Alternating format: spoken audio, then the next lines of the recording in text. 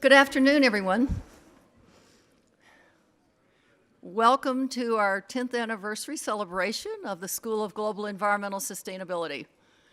I want to thank you all for coming. There's going to be different faces throughout the afternoon, and different faces up here, actually, and I think you will find very interesting panels and discussions.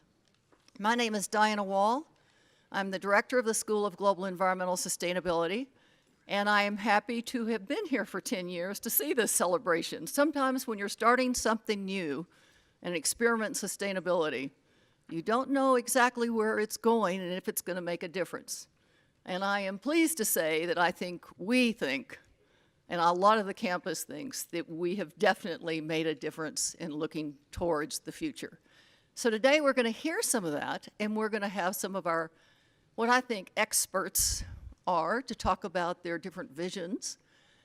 And we're going to start by a leader at SOGES, and I think you'll see that the school, SOGES, the School of Global Environmental Sustainability, has a lot of staff, faculty, students, people who just kind of hang on, they're groupies, and they're all absolutely enthusiastic and want to make change. And one of our leaders is Alita Weller. Alita is the Senior Research and Engagement Officer for the school. She's in charge of many of our programs, but the one that she's going to just tell you a little bit about right now as we start this first panel is the Sustainability Leadership Fellows. We need to hear from those who are at the early career stage in what they're thinking. Alita?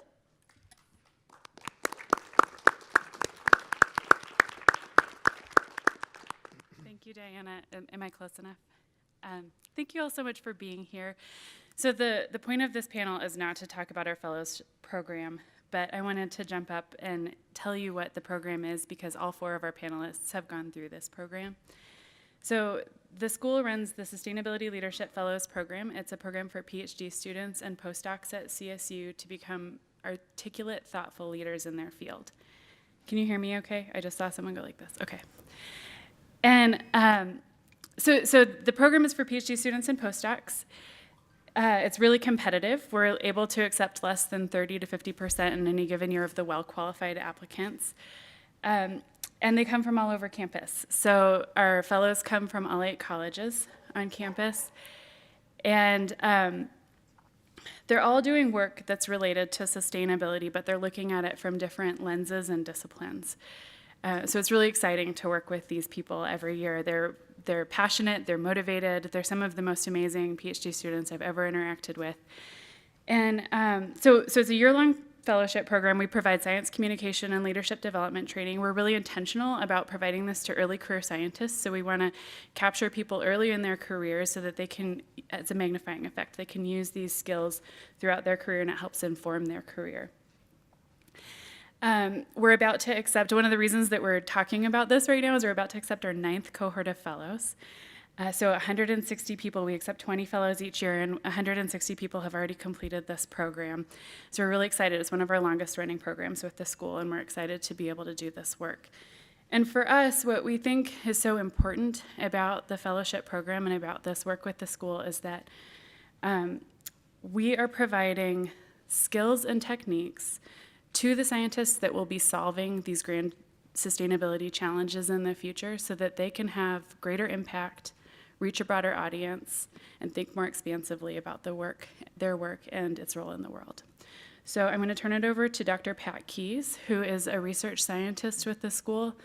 And he received his PhD from Stockholm University, and he's doing some really interesting work with the school, which, Pat, do you want to take it over from here and introduce? Sure. I think you should introduce what your work is. Okay. I work on a number of different things. I work on the atmospheric water cycle, understanding how humans can interact with the atmospheric water cycle by chopping down a forest or maybe irrigating landscapes and significantly impacting rainfall downwind and how that affects societies in an integrated, telecoupled way. I also look at climate change adaptation and impacts, especially from the practitioner side, so how are actual communities grappling with and dealing with climate change impacts and adapting. And I also look at kind of radical visions or scenarios of the future. How do we really step outside our typical status quo mentality of what the future might look like from a sustainability perspective, and really kind of understand and think outside the box. So that's kind of a very brief overview of what I do, but that's not what we're here to talk about on the panel. Today what we're here to talk about is we're here to learn and listen to some of the best early career scientists in our SLF program or that have graduated from the SLF program. And we're going to hear their thoughts, opinions, perspectives on what sustainability science is and where it might end up, because myself, we are sort of the future of sustainability science and thinking about charting a course of what that future might look like, both from a scientific perspective, but also from a personal perspective as well. And so with that, I would like to have each of the panelists take maybe a minute or two to introduce yourself, your name, kind of what was your program while you were at CSU or currently at CSU, and how about why you applied to the SLF program. And we'll start at the end. Good afternoon, everyone. My name's Tim Assal. I'm a research ecologist at the U.S. Geological Survey, the Fort Collins Science Center. I see a couple of familiar faces out there from there, so appreciate you guys coming here today. I did my Ph.D. here in ecology, the ecology program at CSU. I'm perhaps a little different than others in that I worked at the USGS during my doctorate degree. And part of the reason that attracted me to the SOJA's fellowship program was my own experience and where my work was headed. A lot of what I do is communicating science to natural resource managers. And one of my goals is to understand when, where, and hopefully why change takes place in ecosystems and convey that to managers in hopes of using the best available science to inform management. A lot of what I do involves satellite data and big data, if you will. And these days, I'd argue we have more of that than ever before. But we have to translate that into, we're drowning in that, yet we as scientists have to translate that into tools and resources for managers to be able to use. And so I was interested in working with SOJAs to improve those communication skills, and I'd be happy to wax poetically about the program, but I will say that it certainly changed the way I communicate science, and I'll leave it there. Hi, everybody. I'm Catalina Gutierrez. I'm a PhD candidate in the Ecology program in the biology department. I work with stream ecology, more specifically aquatic insects. So I look at water bugs, and I like to use them for a number of reasons, but one I'm really interested in is water quality and water conservation. And I come from Colombia, so I'm really interested in applying sustainability for water conservation purposes and policies in tropical and developing countries. And I applied initially to the SOJAS fellowship because coming from Colombia, my field sites especially were really in contact with the communities around the streams that I was sampling. And I realized that once you get there, they know pretty much everything that goes on in that stream. But we came there and we were students, but they thought we knew more than they did. And I couldn't really communicate what I wanted to do, and I knew they had the knowledge, but I couldn't communicate it. And then when I came here, I didn't know exactly how to communicate with my peers or even with some of my advisors or professors. So I realized that I needed some training in communication and learning how to translate why bugs are important in a river and have people actually pay attention to that. And for me, it was really transformative.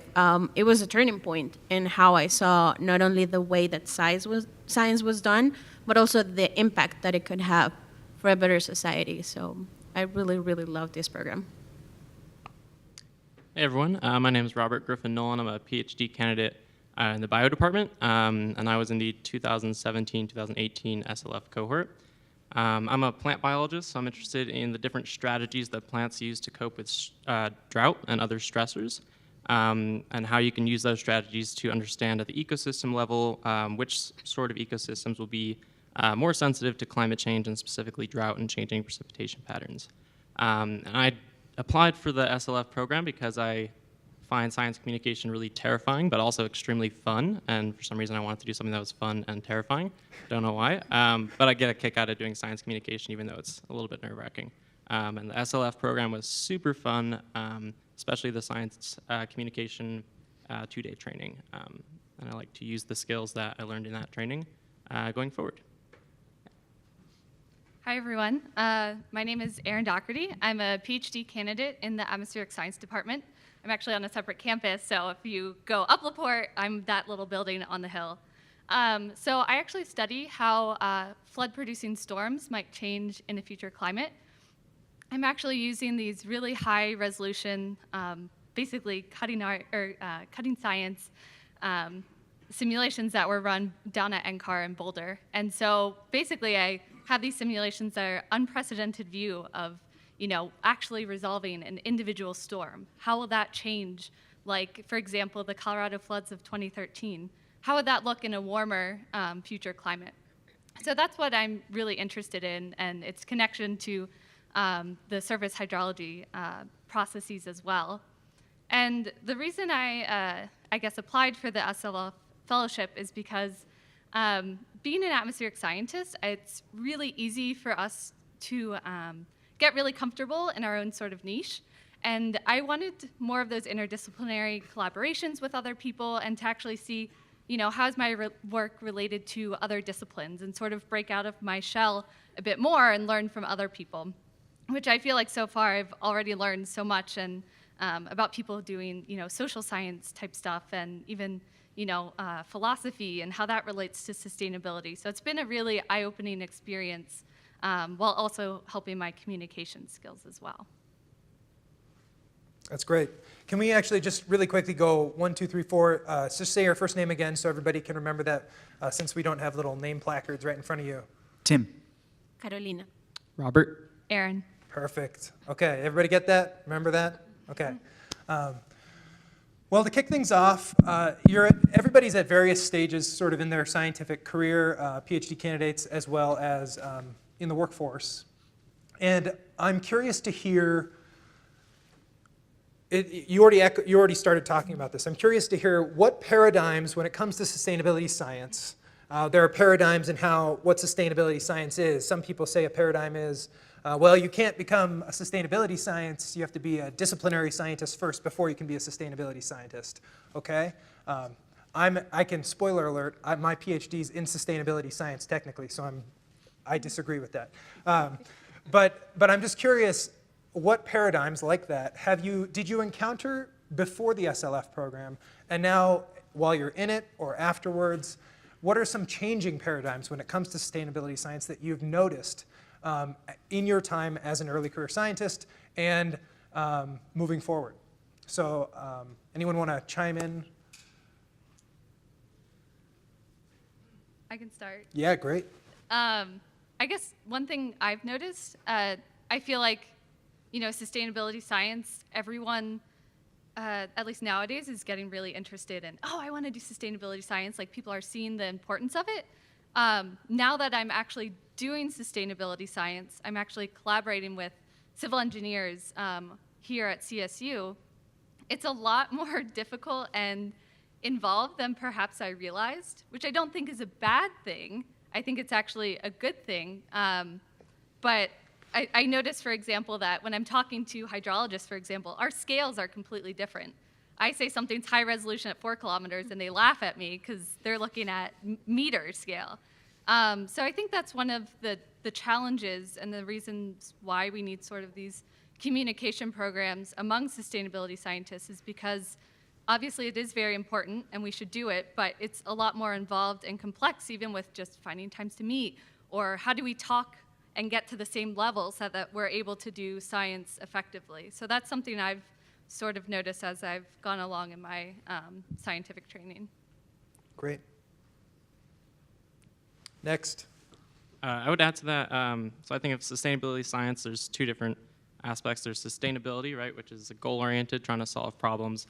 And then there's the science aspect, which I'm sort of a basic scientist trying to answer questions and minimize sort of type 1 errors or false positives, right? But with the SLF communication training, what you kind of have to learn is you can't be that careful when you're talking to people trying to make decisions or change policy or sort of affect change. You need to sort of find enough information that you're pretty certain is correct so that they can act and make a change. Because if you just focus on sort of the paradigm of basic science and really take your time to build those hypothesis testing experiments, it might be too slow, and then maybe 4 years will go by and the problem you were trying to solve, it's already too late. So I think trying to be a scientist, but then also sort of getting out of that sort of box of being too careful within science about what you say, and being able to tell someone, a decision maker specifically, something about what you know that will help them make a decision is important. Great. I think mine ties up a little bit with what Rob is saying. I think before the SLF training, I had a hard time imagining how what I did related to sustainability. I saw them as two completely different things. I also worked always in basic research, so diversity, number of species, and that pretty much just stayed in a publication or a thesis or just a document that nobody would ever use. And so one of the things that I really struggle with is, how do I get this past that? What do I do with it? And so it took me, I think, the training with SLF, and then also just mentors that went along with, this is how you can, I don't know, give more power to what you're doing and actually use it for something, and look at what is the applicability for society in general. So I think that was kind of the paradigm that shifted in my mind. Okay, what I'm doing does matter for somebody else. I just have to find a way to cause it and to give it a route or a path that people can understand. And the first step really is making, I don't know, I feel like sometimes we make things sound too complicated, and so we start talking about maybe indices, or I don't know, when we're at a presentation, even if we have people from the general public, we're talking about hypotheses and testing, and people are very discouraged by that. And so just the idea of getting people to relate to what you're doing, and it makes you think about what you're doing, and that way you can relate to all people that are interested. That's wonderful. Yeah, I think I would just add to that. So Pat, your work focused intently on sustainability science, and I think for a lot of us, maybe as Erin and Robert and Caroline alluded to, we don't necessarily go into this thinking this is what we're going to do, that we're going to do sustainability science. And so I think what everybody hit on, and the key, I don't know if it's necessarily a paradigm shift for me, but I think the key to identifying and seeing all of that is we're all trying to become experts in, one color of sustainability science or one shade of that. But the key there is collaboration, right? That's when our work starts to become a little bit more important beyond our narrow focus. And I think, in part what builds collaboration is those communication skills and getting your message out there. And from there, and I'm sure a healthy dose of confidence comes with all of that as well. I think from there, it's where it goes into. So, and much like what you said, I initially, thinking about how my work explicitly related to sustainability science, it wasn't that obvious. But again, I think, I couldn't even imagine if we try to define sustainability science and think about, every different shade of field that's in there would be pretty mind-boggling, but that's really the power of it. And so I think encouraging and reminding people that it is important. You do need, especially if you're going to go on to those advanced degrees, to become that expert in something very specific, but thinking about it through these other lenses is very powerful. That's great. And just to build off of that, I think, and Robert, you hit on this a little bit, just in the sense of contrasting basic science, some people call it pure science, or kind of falsifiability science, that whole paradigm or domain of thinking about these questions, and sort of, you're at a university, kind of the endeavor of science. Contrasting that with something like sustainability is inherently normative. There's a component of that about a desirable future, a desirable path, a desirable set of actions, and an undesirable set. There's this built into this concept of sustainability. And personally, I found that is a really thorny issue. It's really difficult to navigate the fact that you need to publish in a journal that's talking, they want to see, have you falsified this hypothesis? How significant is your result, et cetera, which is important, of course. But then the idea of thinking about, well, there's a component here that's difficult to capture, which is we are talking about what people want and a specific set of people in some cases. So can you maybe reflect on how in your current work or in the past, how have you can use an example if you'd like, how have you grappled with this tension between thinking about trying to be like the unbiased scientist, right? But at the end of the day, you're not unbiased. You have a stake in this decision. And I think that's probably in some ways why you are a part of the SLF program, why you're interested in sustainability science, is that you have a stake in the future. And so maybe you can just reflect on that. Maybe it's in an interaction with an advisor or a peer reviewer or a colleague. Perhaps I'll start with Yeah, that go for it. question. And I think a few of you have heard me discuss this in the room before. And Pat, let me know if I'm getting off base at all. But I will. thank you. And I also suspect there are people in the room that have known how to do this for a long time. I did not, and it took me a little while to figure this out. Again, I work with managers, and managers don't have a lot of extra time to sit around and read our papers. Having said that, it doesn't mean they don't appreciate the peer review process. It doesn't mean they don't know that it needs to go through that process. But we, as scientists, have to take that extra step to distill that information and what matters to them. I think occasionally that can feel as if we're just grasping for the headline. We're turning, instead of the paper like this, we're turning it on its head. But I think that's in part what comes with this idea of thinking about science communication as its own, skill set to begin with, and recognizing that, sometimes in my world we get frustrated when we say, hey, we did this great big paper. Why didn't you read this? Manager doesn't have time to read that. That doesn't equate to the fact that they're not interested in our scientific process. I think it falls on us, and we maybe fall a little short sometimes in not translating that information. So. Again, I don't know if that's exactly answering your question. No, but you're circling around it. That's good. Any other thoughts? Maybe others can dial in a little better there. No, it's good. I actually was thinking about the opposite side. So in my case, I would say that it comes a little bit more naturally to relate to people on a personal level. So when I try to talk about my research, the first thing that I always use is, do you fish? Do you go to the river? Do you like to see the water? And so people usually relate to that. And so for me, it's a little bit easier to get to that point. But that, without being backed up by the scientific process, doesn't really make much impact into sustainability, really.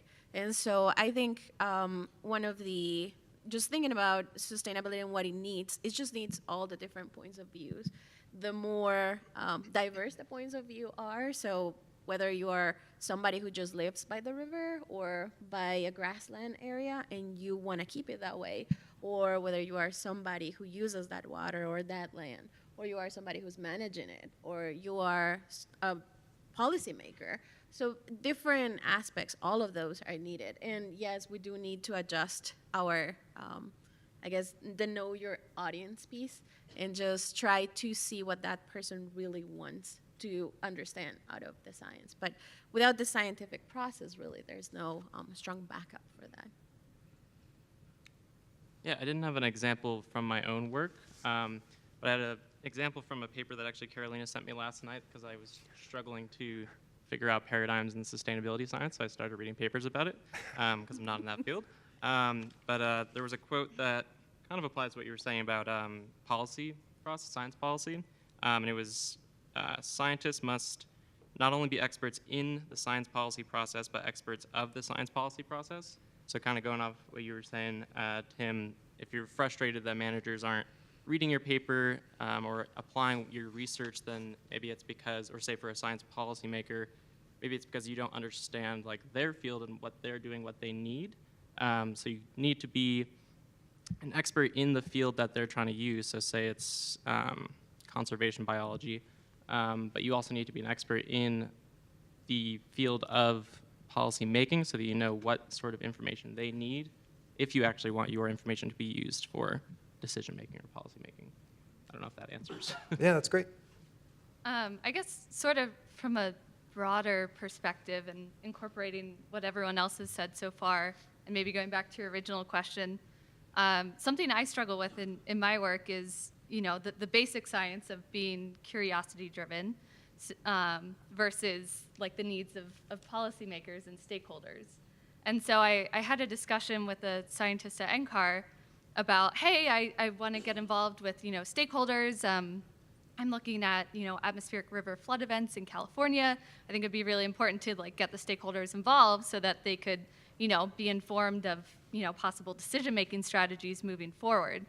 And when I was talking with this scientist who does a lot of collaboration between, stakeholders, she was like, you can't just go in at the end and be, here's my results, go. She says that doesn't work a lot of times. You need to incorporate them in the scientific process to see what their needs are so that you can use their needs to direct the science. But then that sort of conflicts with some of the ideas of being a scientist and, looking at curiosity-driven science, oh, well, there's this really cool little thing this storm did. There is this really crazy updraft. No one probably cares about that. I do. I think it's interesting.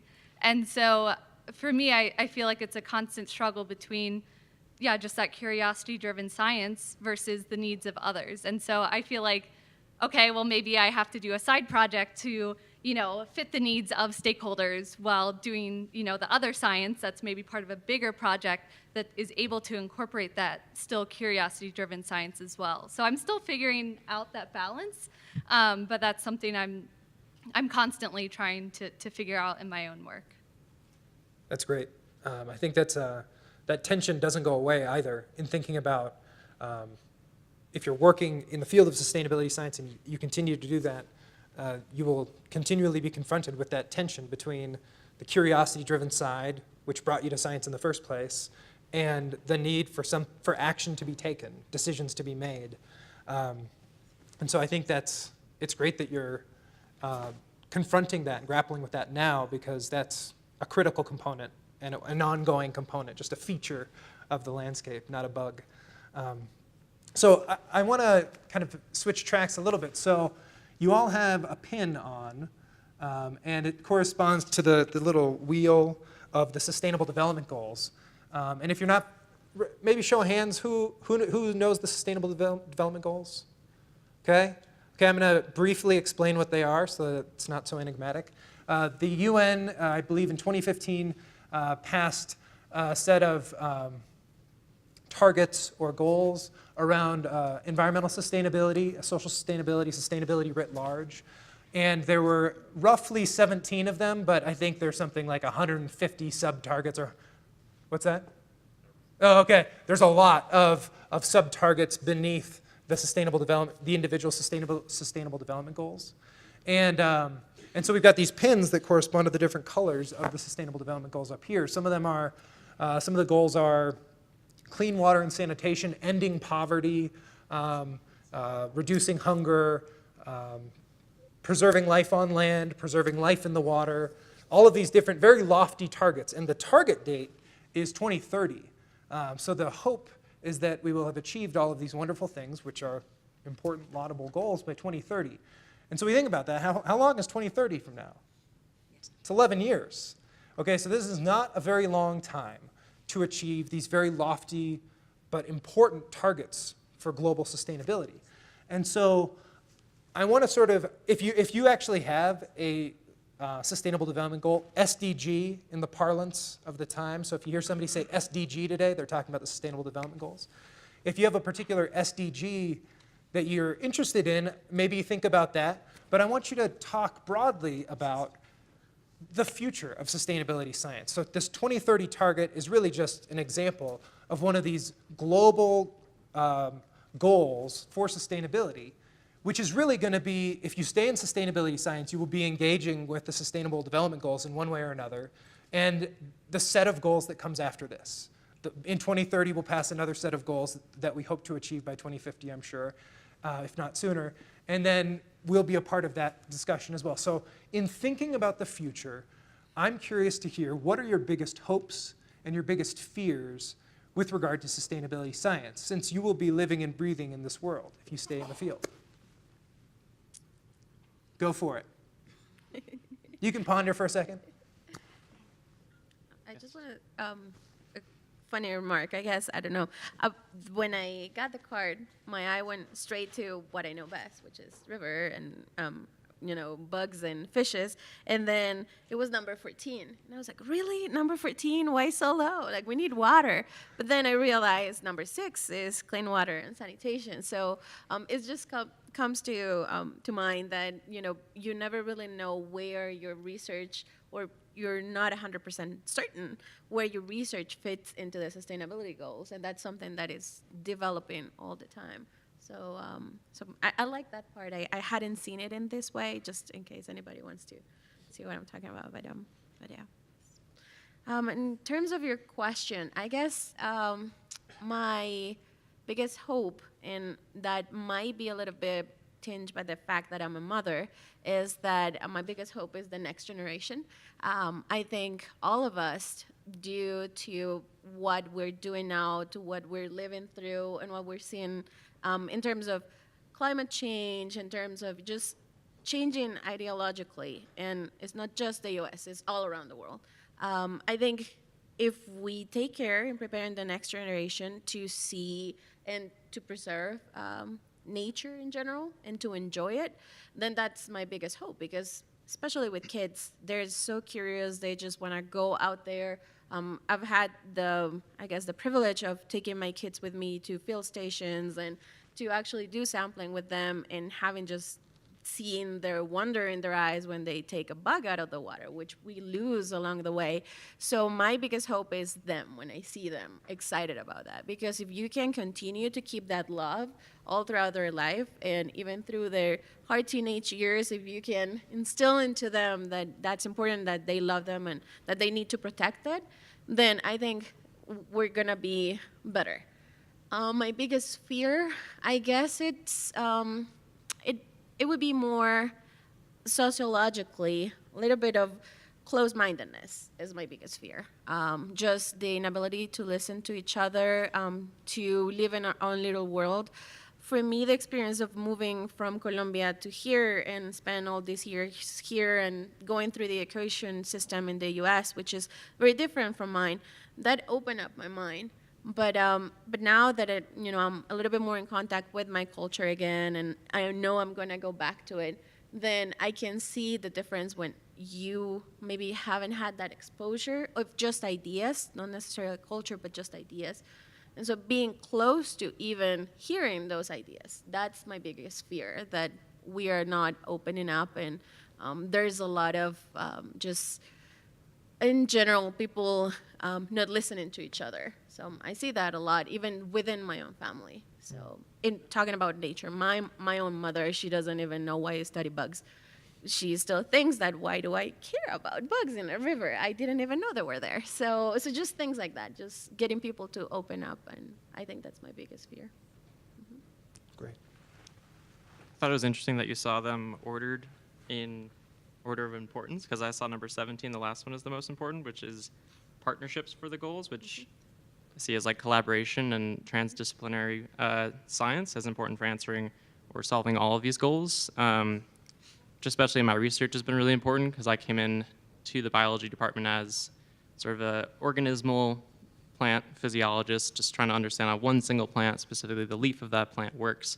And then to answer the questions that I wanted to answer about ecosystems and about climate, I found myself working with community ecologists and ecosystem ecologists and modelers, and most recently genetic biologists, to answer all those questions. And I think to get towards any of these goals, to solve any of these issues, we do need to work across disciplines in science, and I think that would be really important. And that'd probably be my biggest hope for the future of sustainability science, is that transdisciplinary science collaboration continues, and then maybe also international collaboration, because especially in ecology, you could figure out something here in Colorado, how grasslands are working, let's say, and then you go over to China, and it doesn't work like that at all over there.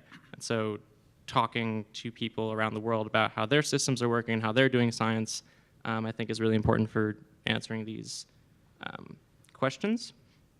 And then maybe my biggest fear would be public distrust in science as a knowledge-generating process.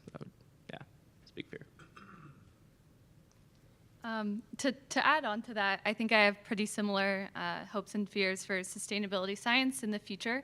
But maybe even in a broader sense, I think my biggest hope is not even just, talking across disciplines. I do think that's important.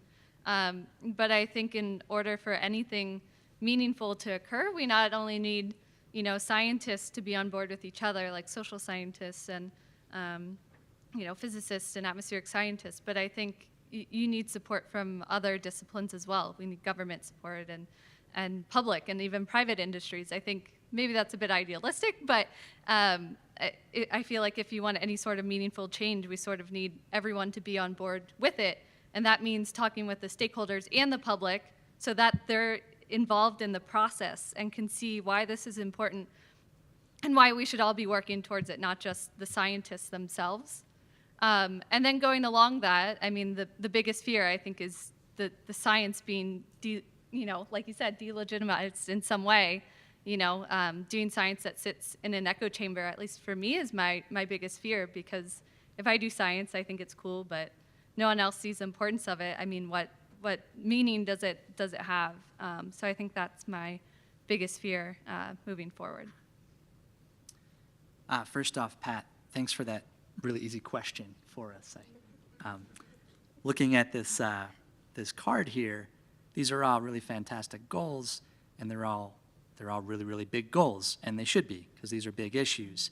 And I think I don't have a whole lot more to add that hasn't probably already been said in some way, but when I look at all of these, sort of what jumps out at me is that science, as well as engineering, have a lot to do with a lot of each of these goals. And so I think it's exciting and it's hopeful that science, engineering, STEM fields in general can help to sort of get at that. And I think my biggest hope for sustainability science moving forward is this idea that open science will continue to grow and continue to expand. And so I'm sure a lot of you are familiar with open science, and to be honest, I don't know just how new it is, but I think it's seen great gains over the last decade or so. It's this idea that we're doing more transparent, more repeatable workflows, getting your results out of these echo chambers and getting it out there. And that's important for a number of reasons. It's important because it makes it harder to suppress that science. It makes it harder to bury that science. It makes us more accountable with everything that we do. And it makes it more transferable and easier to collaborate. And I look at a lot of these issues. A lot of them are going to have similar results, whether it's within our country, whether it's across the border somewhere else. And so I think my biggest hope is that open science will continue to see these gains. And alternatively, my biggest fear is much of what's already been mentioned, this idea that there'll be a growing distrust in science. I think open science is a good way to combat that. And I know there are some powers working against that, but I think that's my biggest fear, that those may suppress some of what's going on. But I think there's reasons to be hopeful as well. Right, and just to circle back, the pins are a circle, and that's one of the little. I think it's probably useful to think about these goals is that they're integrated. I don't think a single one of these goals could be achieved without considerable progress in another goal. And so I think that's another way to think about it's a synergistic effort. It's not just like, we'll protect life in the water, but everything else is going to be shot. So that's not the way it's going to work. It's going to be integrated. It's going to be synergistic, I think. So I'm going to open it up to questions here in a minute. And so I want you to think about a pithy question, not a statement. And I'll come around with a roaming mic. But while I'm doing that, do any of you have questions for one another up here on the panel? I have a question. Oh yeah, go for it, Carolina. I have a question for Tim. I was reading your website, and I was looking at the notebook, the lab book. So Tim has this little, or not little, but this blog post, where he posts things about GIS and environment and engineering, and it's really open to the public, just how you can use it. So I was a little curious about that, like what was the reasoning behind it? Why did you decide to put it out there? Thank you for that very nice question. Yeah, so what she's referring to is I run a website that I think I probably started doing because of my SOGIS fellowship 5-6 years ago, this idea of sort of getting my science out there and having it be a platform for that. And I have a section called a lab notebook, and some of you may be familiar with this lab notebook concept, and it's not a true lab notebook, this idea where everything you do is sort of transparent, it's online for your collaborators to be looking at, but I sort of borrowed it from there, and I do a lot of work with statistics, a lot of work with geoprocessing, and sometimes I come across, like we all do, I come across issues that I can't quite figure out. I can't find the answer in one handy place online, and so what I'll typically do is I'll sort of put all that information together and then create some kind of process that shows how I got from point A to point B. And I put it out there, and I feel strongly about this idea that as a government scientist, I'm responsible for taxpayers, and I think it's really important that we take some of our time, whether it's usually our own time, to communicate some of what we're doing and some of what we're learning. And it started as a very small exercise, and it's since grown, and it's really nice. I get comments or I get questions from people on the other side of the world asking me about it. Actually, last year I had a colleague down the hall from me that we do talk to each other, but we don't work on the same projects, who found it and had a statistical process that had the answer for it. And there's a lot of folks doing this kind of thing, and for me, that I enjoy that. It's nice to see that kind of response. And I think it helps grow your confidence as a science communicator as well, that, hey, if other people are looking at this and it's helping them in some even small way, you have something important to say. And that's sort of the start, I think, to becoming maybe a science communicator. So that's really where that came from. Thank you. Appreciate it. Great. Any other questions among the panelists? I have a question for Erin. We talked about this very briefly before the start of our discussion today, and given your background in research, I wonder if you could comment on, one, if you look at extreme events and flood processes. There's a lot of that going on right now, not too far from here, a little bit east of here.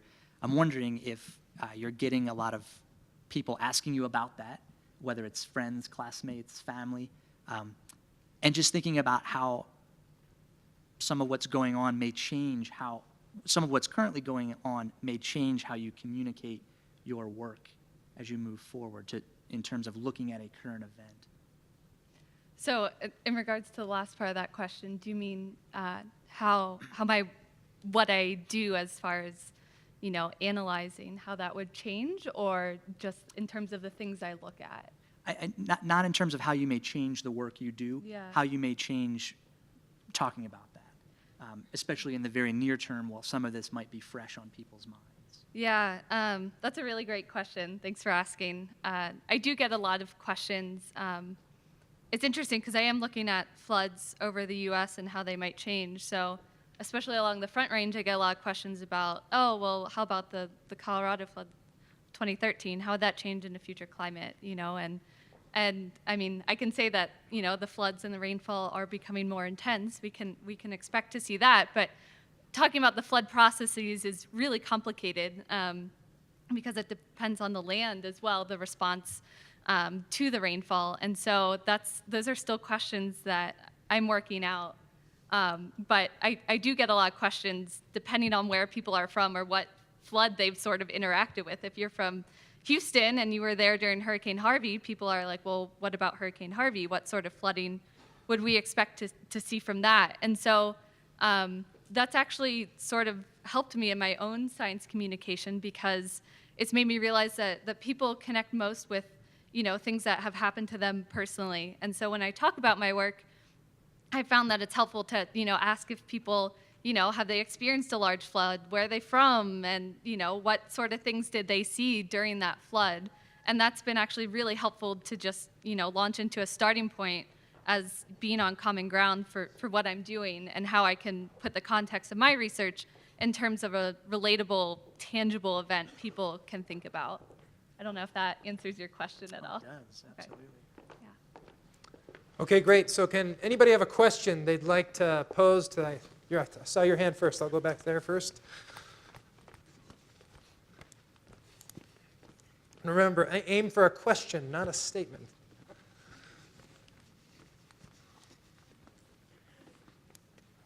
Okay. Oh, I'll just hold it. Okay, I'm very gratified that the Sustainable Development Goals were discussed and introduced today. The importance of those goals, of course, are very obvious, and I was wondering is there any formal mechanism that your research, that you can incorporate your research which directly bears on achieving the Sustainable Development Goals by 2030? If each of you could adopt a sustainable development goal, water, climate change, and contribute to your research to direct it to achieving the Sustainable Development Goals, in other words, to direct it to appropriate agencies, the UN, and so forth, and doing that.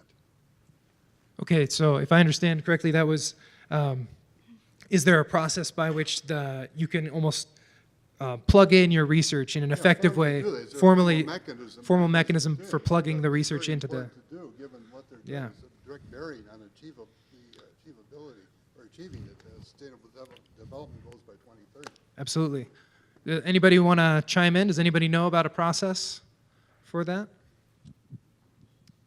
I would pick life on Earth, like helping conserve life on Earth, which I think is impossible to 100% meet that goal of conserving all life on Earth by 2030, obviously.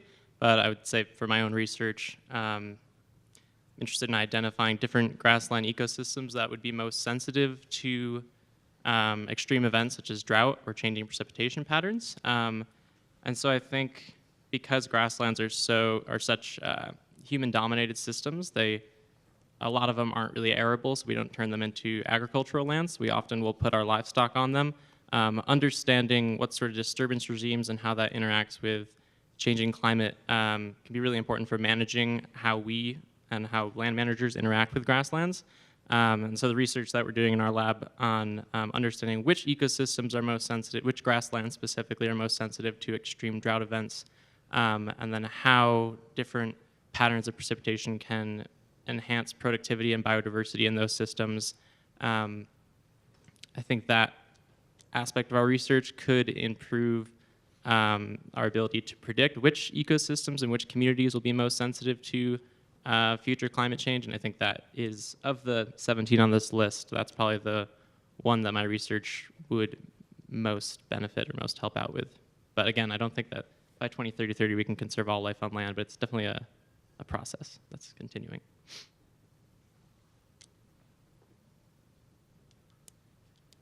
Okay, great. We'll go right here and then over there. If you can, I don't know if you can step out. Did you write down a question? Yeah. Oh, perfect. Hello. What are some of your greatest setbacks you've experienced, whether it be problems in your research or issues with opposing forces that might want to diminish your work as a scientist? That's a great question.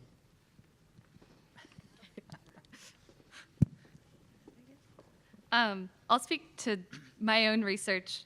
One of the biggest challenges personally I've encountered is big data. It's been really hard struggling with, we're getting higher resolution models and that are providing more information, which is great, but the current computing capacity is not always able to handle it. And so I've had to really be on the cutting edge of, handling big data. And I think that's a problem we're going to keep seeing in the future. And even being on like a supercomputer, there's one up in Cheyenne, Wyoming that I'm using. They're running out of storage space all the time. I mean, there's a lot of actually technical issues of if we want to look at future model simulations, to understand how basically climate could change and impact things, it's actually quite a challenge as a researcher to deal with big data and how to process it efficiently and timely and store the data. So that's maybe more technical, but that's something that's pretty personal and relevant to me on a day-to-day basis with the research I do. If I could add to that very briefly, I think as a scientist, you face a lot of setbacks in a lot of number of ways. But I think that's part of the makeup and part of the, like, we're often challenge-driven people. And so that's good, because otherwise I think it might get you a little down, because we all probably have a lot of stories of being set back, whether it's technical, whether it's something else. So I think having that sort of resilience is really important. And maybe I'll just sort of close with, I have a fortune cookie that I keep in my office that says, no problem leaves you where you found it. And I think that's especially true when you run into these types of problems. They're almost always learning experiences. I think for me, and I've talked about this before, but so my biggest challenge to doing science wasn't anything science related, was the fact that I became a mom, and that I started being a mom right at the same time that I started my PhD. And so that impacted directly my ability to do science, because I couldn't even go out to the field being pregnant, or I wasn't the same within a cohort of very successful and very bright scientists. I was not the one that could do science like them. So for me, the main challenge was that, just was accepting the fact that it was something that wasn't necessarily on my control, that there were challenges all around, aggregated to the fact that I was a woman, I was a mom, and I was Latin, and that I had various adaptation processes to do, and I haven't finished my PhD, and I started 8 years ago. So it was a big impact on my science. And it was also hard for me to accept that it didn't have anything to do with my ability to do science, but it was impacting it directly. So one of the things that the SLF training gave me was the fact that it allowed me to think about, yes, I want to be a scientist, I'm becoming a scientist, but I'm a person too. So I cannot do science if I don't think about me as a person. And so, so I think that was one of the moments where I could start seeing the challenges more as, okay, this more of a blessing. It gives me another perspective, and my experience might not be what most PhD students or candidates experience, but it's not unique either. So just talking about it, people might identify with that. So that was my personal experience. Yeah, I would just add that I've had tons of things go wrong in my PhD that I couldn't just pick one thing, like experiments going wrong or whatever. But I think that's kind of the point of a PhD and being an early career scientist, is to mess up, because that's how you learn how to do science. And if you did a PhD and everything went perfectly, that's very nice. Go write a nice paper or something. But I feel like it's not as useful as messing up a lot and then learning how to fix those problems, and then so that the next time you just become a better scientist, I think, by messing up. So for me, I think they've been good mistakes. Okay, great. We got a question right here. Here, I'll just hold it. Hello. My question deals with if you had an opportunity of about 3 to 5 minutes to either talk to a politician or to an open mic on television, what would you say to both encourage people and also to get them activated? Because we've only got 10 years. That is a wonderful question.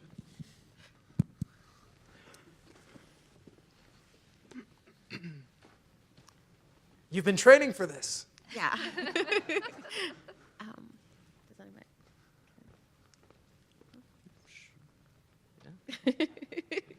3 minutes, or how long? Or I'm not going to talk for 3 minutes. I would probably say that climate change is one of the greatest economic opportunities to take advantage of. It's not necessarily, I mean, it is a terrifying and scary thing, but it's also an opportunity to advance technology and the way we get our energy and the way we live our lives. And instead of looking at it as sort of fear-mongering, you can look at it as an opportunity to advance our technology and the way we live our lives.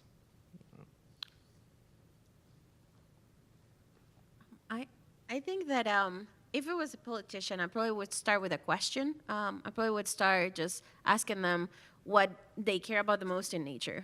Some people, I don't know, like to hunt. Other people like to fish. Other people like to just go and have an ocean trip. So I would start hanging out by that and just trying to explain how climate change is going to affect that thing that they love the most. Probably if you love something, you want to keep it that way, and so, or protect it. So, so if it was a politician, if it was a television a broadcast, and I had 5 minutes, I probably would try to focus on, some people have been doing it with various degrees of success, but future generations and how, what are we leaving for them? What is not going to be here in 10 or 20 years?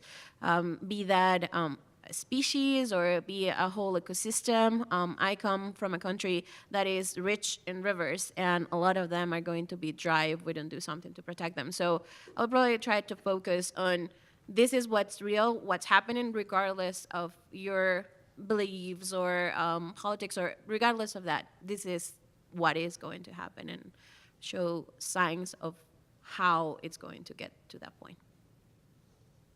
I think I would use the time to take a step back and highlight that we're not decoupled from our environment. And I know that's something that in this room we all probably think about that on a daily basis, but I'm not sure the average politician thinks about that.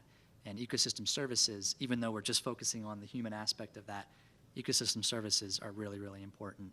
And I think that'd be a nice opportunity to highlight that.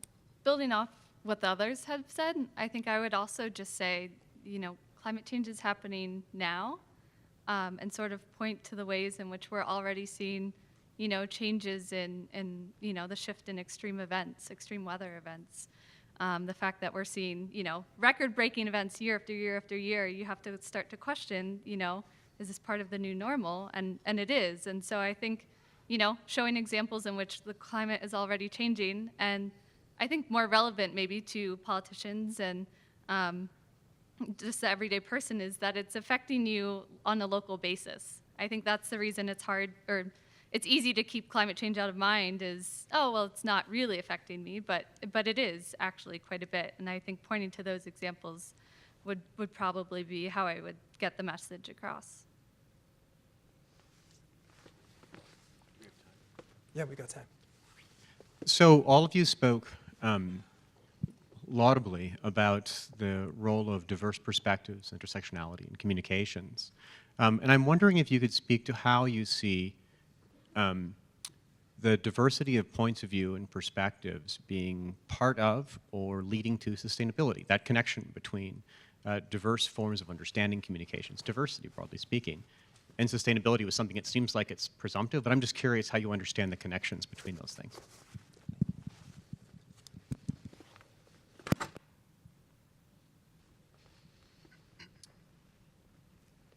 I don't know that it's a really good question, and I don't know that this will answer the question, but maybe I'll sort of throw out there that this idea of, and we've talked about it, but making sure that we hear from all stakeholders. Sometimes we think there may only be a couple, and there's usually a lot more stakeholders than we think of. Each one of those stakeholders typically brings a different perspective, and I think it's important to get that whole story across to understand not only the problem, but the potential solution as well. Again, I don't think I fully answered that question, but maybe that's what I'll kick it off with.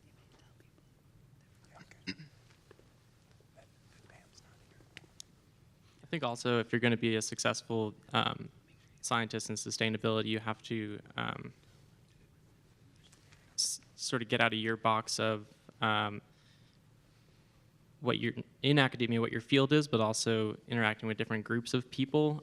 So I find that it's because I'm both a researcher and a teacher, so I teach undergraduate labs, and I find that interacting with undergraduate students here and figure out what they're interested in sustainability, I come out of the classroom with completely different ideas about what's important in sustainability science than if I'm just interacting with, say, my lab mates or my advisor or people that are scientists and going down that academic route. So I think getting out of your box and interacting with different groups of people is important for learning what's important in sustainability issues and advancing your scientific agenda. I think also just the collaboration, mentioned that a lot. And I think that's important in, hearing a diversity of voices and what you're doing and hearing a different perspective from, different scientific disciplines, whether that's social science or hydrologist or ecologist. I think that helps you gain a broader view of the issue, whether that's water quality or grasslands. So that's how I encounter diversity or try to foster it, at least in my own work, is working, like others have said, across disciplines to ensure that you're actually hearing the different sides of the issues and tying that to stakeholders as well and making sure they're involved in the process. I think that it also has to be purposeful in the sense that you have to realize that if you want to have a diverse perspective, you must include people who don't agree with you. I recently heard about having a discussion when somebody who agrees with you is not really a discussion. You're not really going to move the point forward. So I think you have to be purposeful in having, diversity in terms of perspective and gender and socioeconomical status. I can think of examples back from my country where when a new policy was going to be enacted in terms of environmental protection, most of the time they held like a public forum for that, and the people who lived in the area would come, but they wouldn't get a voice. They would open for questions, but people wouldn't engage with the actual community that live in those environments. So I think from that perspective, yes, stakeholders and people who actually are going to have or suffer the effects more directly of the environment that you're studying. Because for a lot of us, we go to our sampling sites and we do the research and then we come back to our own sites. But the people who stay there, those communities, are the ones that are going to be keeping safe whatever we want to enact. Those are the ones that are going to live with the policies that we recommend or that the policymakers enact. So I think diversity from all points of view and also being purposeful on having people who don't agree with you necessarily. I think that's a wonderful point. Change is not something that happens of its own accord, right? Change is something that is often difficult, uncomfortable, and I sometimes think especially in sustainability science, if I'm not uncomfortable, I'm doing it wrong. Like in the sense that I should be feeling discomfort, my questions, my beliefs, my expectations should be challenged regularly. Otherwise, I'm just in an echo chamber. We've got a question here and a question in the, over there. I just want to mention briefly that the schedule has changed. The plenary speaker that was to follow this panel is ill, and so she can't be here. So we're going to go a bit longer in this discussion. But if you have to leave and you have to step out, please feel free to do so. But I'm just mentioning that, we're going to go a little bit longer. And the next program is going to be at what time? The next part of the program, I think, begins at 2. So following up on the recent points you made, I'd love to hear from each of you your best story about explaining sustainability science and sustainability to somebody who basically had never heard about it before. Great question.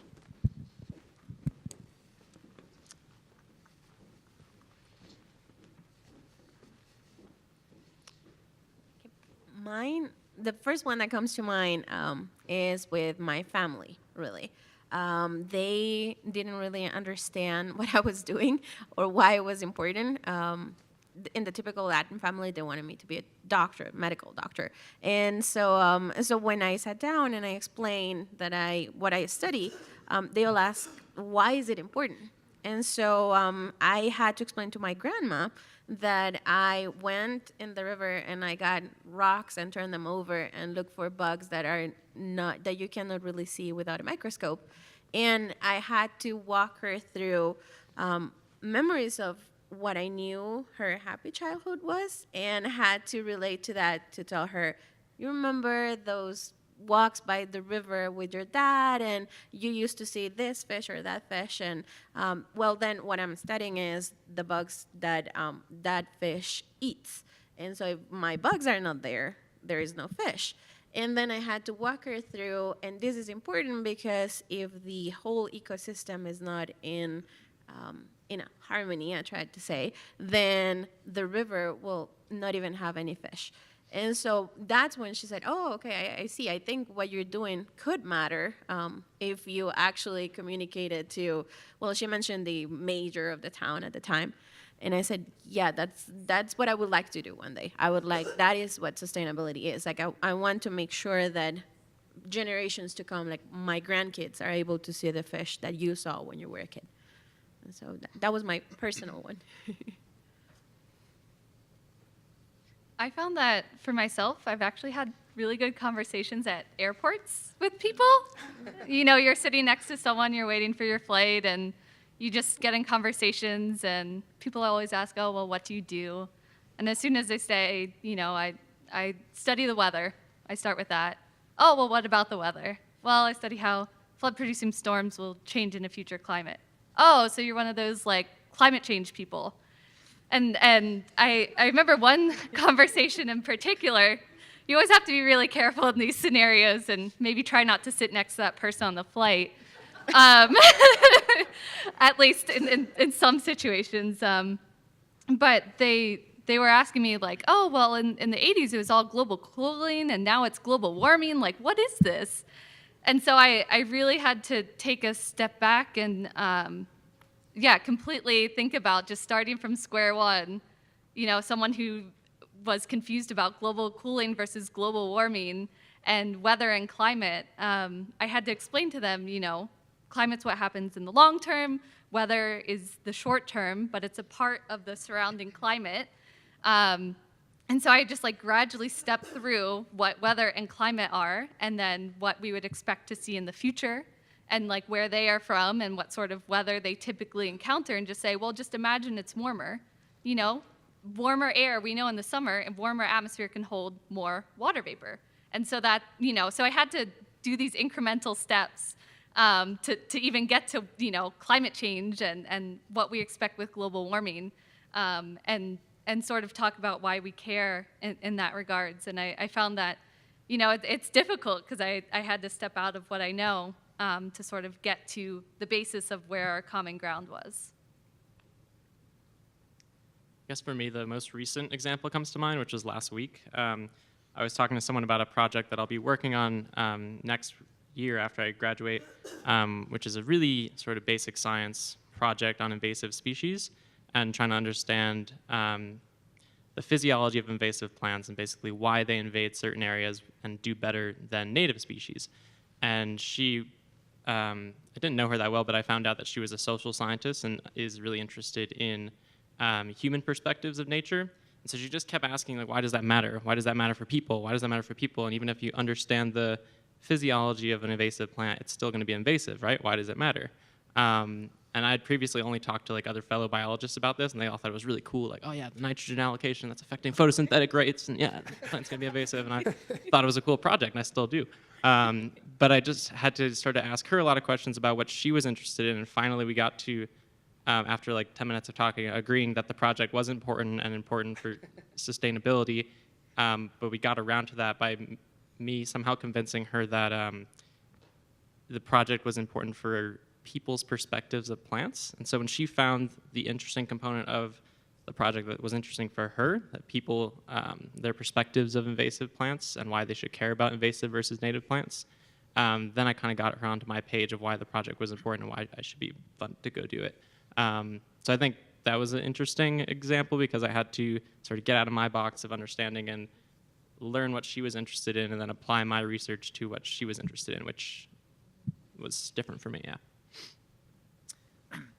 Those are all really nice stories. I think my highlight would probably be one that took some time to develop, and that was many years ago. I was working with my dissertation advisor, and we had a Chilean colleague who was in the office visiting, and he's a forest ecologist, a true forest ecologist. He does stuff on the ground.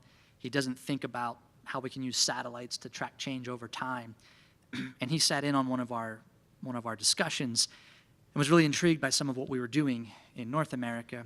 And he said, hey, this is really cool. Can we do this? Like, can you do this somewhere else? And we said, yeah, we can we can certainly use the same framework and do it somewhere else. And so that kicked off a collaboration in Chile where we applied some similar work up here to systems down there. And I think one of the things that sort of, in addition to just seeing the project come to fruition, that helped it come full circle was that my Chilean colleague, who's a university scholar, he often describes his as well as the scientific relationship with CONAF, which is an acronym that's analogous to if the National Park Service and the Forest Service were one entity in his country, in Chile. It's often fairly contentious. It's fairly contentious in terms of some of the work they do. It's fairly contentious in terms of some of the questions. Even fire is a fairly contentious, and how fire starts and who is responsible, or if anyone's responsible, these are contentious issues. And so to be able to bring science into that, particularly some newer technology, and complete this project, he mentioned that actually after this paper came out, CONAF some of his local officials have been a lot more receptive to some of the work that we've been doing. And so it's sort of a side add-on to sustainability science, but I think just sort of transferability of that work, I think to this point is my most cherished moment. Okay, great. We've got another question up front, and then I think we might try and wrap it up. Yes, I, first of all, want to thank you guys for doing what you do. I think I love it. I love also that you talk about doing the collaboration with policymakers and engineers and so on. But when I look at things in like the boards that are posted here and you talk about what the problem is, your analysis, your conclusions, what's missing for me is how do you recruit the millions of Jane and John Does, such as myself, who totally buy into what you guys are concluding. This is a problem. And all I end up feeling is, oh my God, we're all gonna die. I want to know, what do I specifically do? What do the Jane and John Does living in suburbia, living in urban environments, living in rural environments, what can we do to contribute to solving these problems in our day-to-day lives? That's a great question. A good one to end on.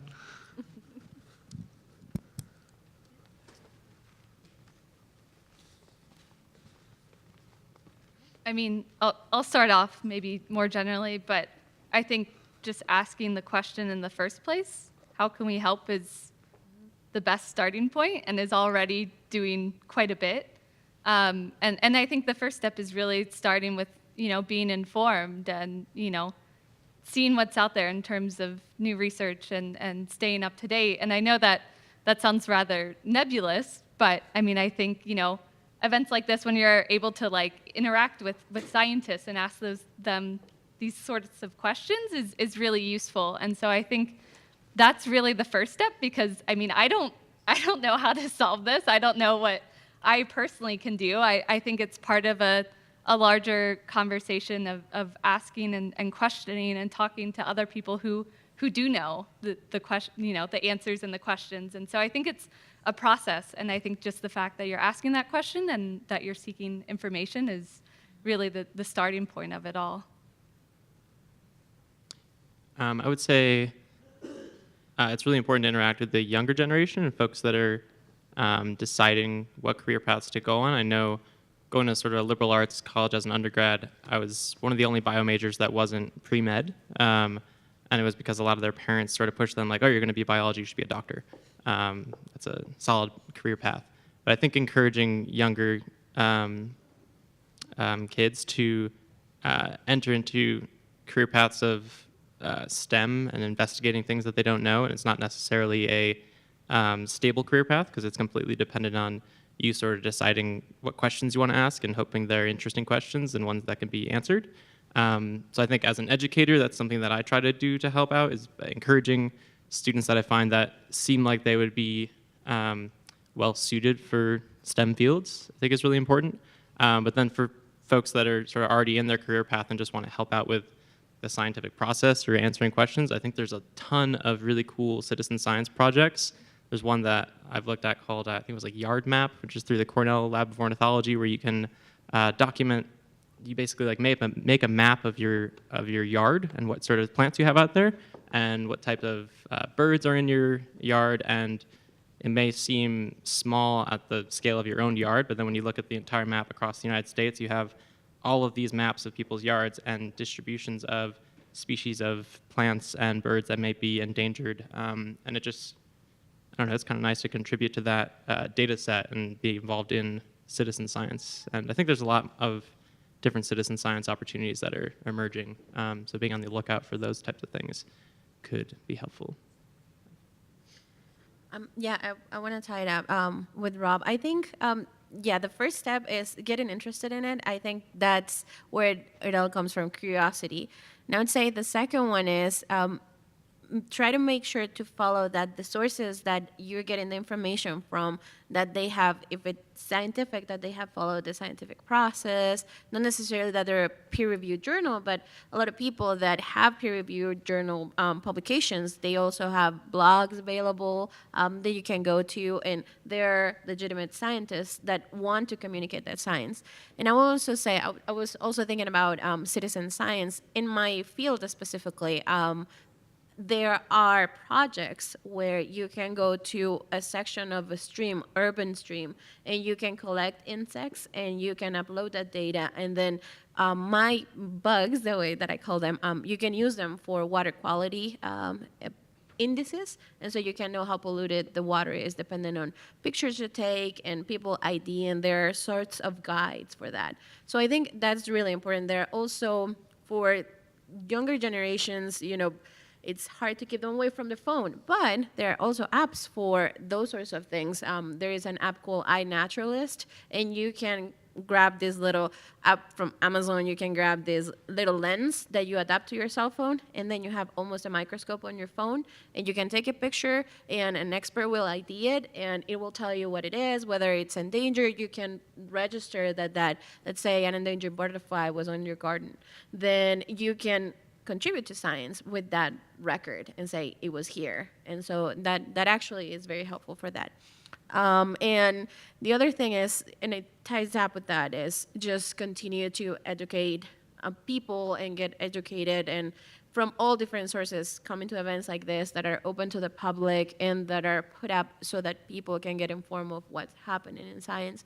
I think there are a lot of things that as just not necessarily a scientist, but just a citizen you can do that will help scientists move forward, and just keeping informed and being educated and worrying about educating the younger generations. And I'll just briefly add that I think a lot of us think that science certainly serves the greater good, and that we should talk to our politicians, starting from local all the way up, to press them and ask them how they're supporting it. Hopefully they are supporting it, and if they're not, why not? I know that's not as glamorous as some of the other answers, but I do think that's really important, maybe now more than ever. So I'll finish there. Yeah, that's fantastic. Thank you for saying that right at the end, because I was going to say that. I think for every CFL that we swap out, for every light bulb that we change, we should probably have an equivalent phone call to one or more elected representatives to register our concern for whatever issue it is, whatever it is, not trying to say one way or another. I just want to say thank you for everybody taking the time to be up here today. You have very valuable perspectives, and I'm just excited to see where you go in the future. And so let's give a round of applause for our panelists.